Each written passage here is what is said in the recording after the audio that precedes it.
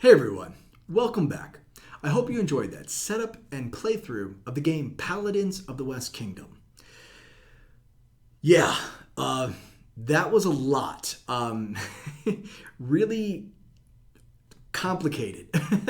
Let me just dive right in, right? This one was a lot to take in, okay? Let me start by addressing the components. Like many Shem games, superb. This one was really dang good. The players actually had player boards, which I loved instead of kind of flimsy card stock player tableaus. So definitely a mark for that. I got the metal coins upgrade, which I'm always happy to do. I think it really adds to the game for me. All the wood components, the card stock was really good. I found it to be a strange decision with all the great components of everything to give me punch board rations or provisions. So that annoyed me a little bit. So now I feel like I'm going to have to go aftermarket just to sort of complete the game. But all that aside, the components are really good quality. One massive remark that I have to give a huge negative for on this game, though, is the insert, or really no thought given to that insert. There is so much going into the setup of this one, and my first time playing the game, I actually set up the table for all four players myself. And me going around and just putting all the things on the tableaus and everything like that, it took me a solid, I don't know, like 30 plus minutes to do it alone.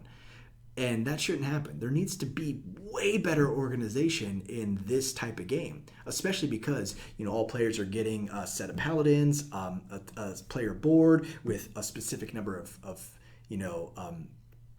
outposts and garrisons and things like that they put on it every single time.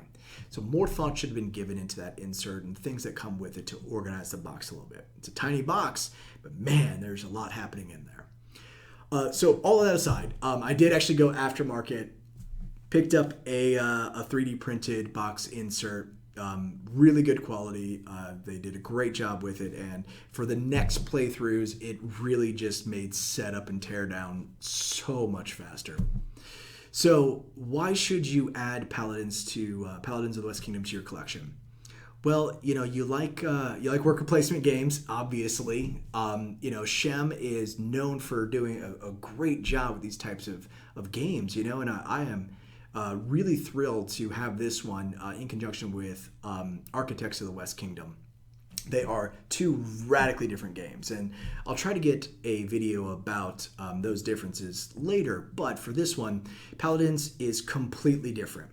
You are highly strategic in your own sort of little world, right? So you are kind of setting up your little universe of building out your tableau, building out your player board, managing your workers, managing where you want to put an outpost to make a future spot cost less workers to do. So there's so many options, and as you can tell from the board, there is a lot to do. Not a bad thing. There are so many options and different paths to take to victory, which I love. I'm always a fan of that, because any singular path gets pretty boring. So it reduces on replayability, which this game packs a lot of.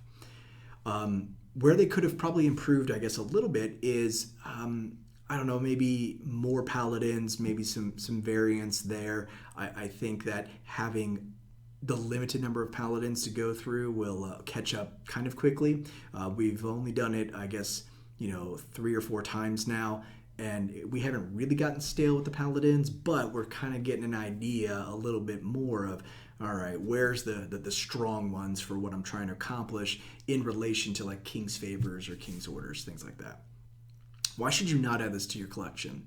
This pains me to say because I'm a huge fan of Shem's work, but this one has almost zero player interaction. So bear that in mind, that if you want a lot of interactivity, like with Architects, you're constantly doing things with other players, and there seems to be more interaction with the other players around the table. This one, again, you are really insulated into your little kingdom that you're creating, that you don't really interact much with the players around the table. So, it almost feels like a quasi solo experience in that regard. The other downside is, for my first playthrough, guys, it took us, I think, 3 hours. There was just a lot happening and a lot of just things to set up, a lot of new things going on. So we enjoyed it, but man, after that first time, I'm surprised we were able to play it again, because we went double over the time that it would normally take to play this one.